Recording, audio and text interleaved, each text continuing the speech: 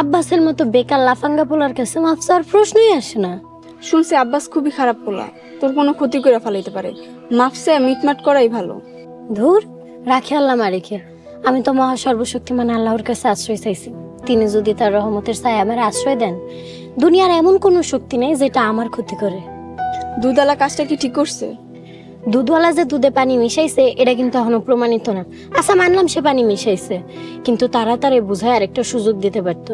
তারে নিজের হাতে বিচার তুলে নেওয়ার অধিকার কে দিছে? আল্লাহ ক্ষমাশীল, আর আল্লাহ ক্ষমাকারীকেও পছন্দ করেন। আচ্ছা সুমি, ওই লোকটা যদি তোর বাবা হইতো তাহলে তোর কেমন লাগতো? খুব খারাপ লাগতো।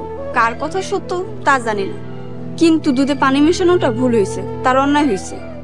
তার জন্য সামাজিক বিচার আছে, দেশের আইন আছে, কিন্তু কোনোভাবেই নিজের হাতে আইন তুলে নেওয়া ঠিক না। সবাই যদি বিচার নিজের হাতে তুলে নেয় তাহলে তো সমাজটা বিশৃঙ্খলায় ভরে যাইব, বুঝছস? হ্যাঁ বুঝছি। চল।